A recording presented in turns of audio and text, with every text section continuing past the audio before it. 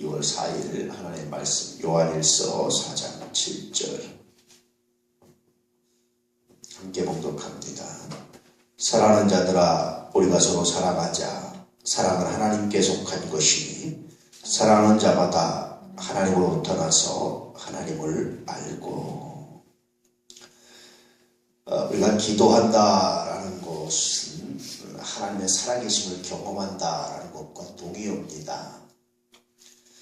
그럴 때 하나님의 어떤 모습을 경험하느냐라는 건데요. 그것은 하나님의 사랑을 경험하는 겁니다. 이 말은 여러 가지 의미가 있는데, 첫 번째, 우리가 기도한다는 것 자체가, 하나님께 기도한다는 것 자체가 하나님의 사랑이 아니면 불가능해요. 예를 들어 어떤 분한테 난 뭐 좀 주세요, 나 뭐 좀 도와주세요 라고 말할 때 도와줄 이유가 없습니다. 근데 그분이 만약에 도와준다면 그것은 기본적으로 뭐에 바탕하는 겁니까? 긍휼히 여김이라든지 사랑이라든지 이런 것들과 관계된 거야. 그래서 우리가 기도한다고 그럴 때 그것은 가장 첫 번째 하나님의 사랑을 전제로 하는 겁니다. 하나님은 사랑이시다. 그것이 기도할 수 있는 굉장히 중요한 이유입니다. 우리가 구원받았다라고 말할 때도 뭐에 기초한 겁니까? 하나님의 사랑입니다. 하나님의 사랑이 우리를 구원하셨다라는 거예요. 우리가 예수를 믿는다라고 말할 때의 기초도 뭐냐면 하나님의 사랑입니다. 그래서 사실은 우리와 하나님과의 관계의 가장 기초는 뭐냐? 그건 하나님의 사랑이라는 거예요. 그래서 하나님은 사랑이시라라고 사도 요한은 굉장히 담대하게 증거하는 겁니다. 사도 요한이 복음을 전할 때 핵심 단어가 뭐냐면 사랑입니다.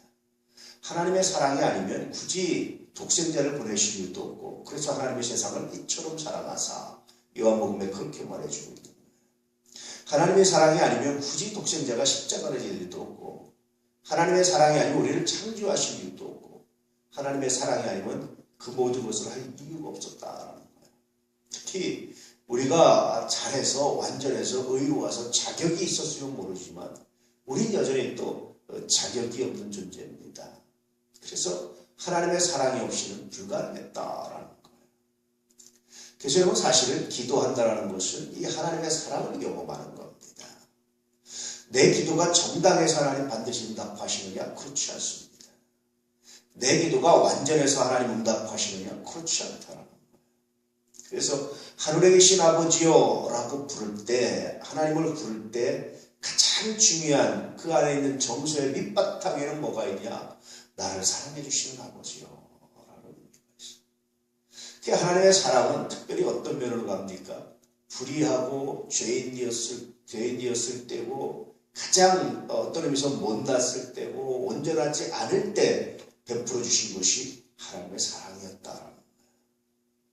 세상적 사랑은 뭡니까? 마음에 들고 좋고 내 조건에 맞고 내 기분을 좋게 하고 내가 생각할 때 온전하다고 생각할 때 사람들이 사랑하려고 그러잖아요. 그런데 하나님의 사랑은 반대입니다.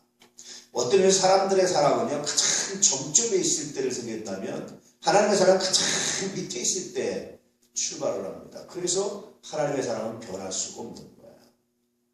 그 사람이 가장 밑바닥에 있을 때, 가장 안 좋은 상황에 있을 때, 가장 죄인이었을 때, 가장 엉망이었을 때 하나님 사랑하셨기 때문에, 그때부터 사셨기 때문에 하나님의 사랑은 변하지 않습니다.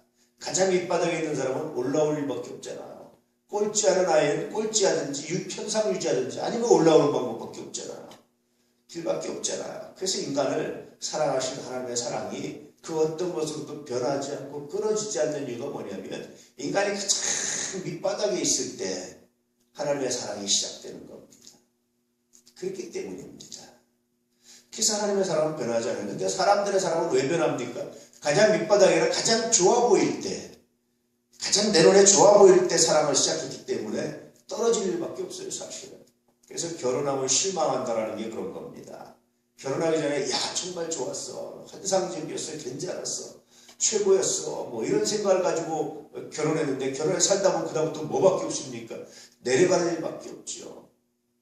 아주 간혹 별거 아니었는데 그때 별로 마음에 안 들었는데 그렇다고 해서 결혼하는 사람이 있습니다. 그런 사람들은 둘 중에 하나입니다. 조금 더 내려가든지 아니면 올라가는 일밖에 없어요. 그래서 그런 사람들 중에 아우 결혼 전보다 훨씬 좋습니다. 이렇게 말하는 분들은 대부분 그런 분들입니다. 그러니 여러분 하나님의 사랑의 위대함이 얼마나 놀라운지 인간의 사랑의 위험성이 어떤 것인지를 적나라하게 발견하게 됩니다. 오늘 우리가 하늘에 계신 우리 아버지라고 부를 때 우리가 경험되는 하나님이 있습니다. 만나는 하나님이 있습니다. 그것은 사랑의 하나님입니다. 도저히 아버지라고 부를 수 없는 그 순간에 아버지라고 부를 수 있는 은혜를 주시고 사랑을 주신 하나님의 사랑 때문에 우리가 기도할 수 있고 그렇게 하나님께 무엇인가 기도한다라는 것은 그래서 응답받는다는 것은 우리는 동시에 하나님의 사랑을 경험하게 됩니다. 내 기도가 정당하기 때문에 내 기도가 옳기 때문에 내 기도가 당연하기 때문에 당연히 응답되어야 하기 때문에 응답받는 것이 아니라 하나님이 사랑하십니다. 내가 응답받고 내가 살고 내가 행복하고 내가 하나님의 능력을 행합니다. 이것이 바로 우리가 하늘에 계신 아버지라고 부르며 기도할 때 경험하는 하나님이었습니다.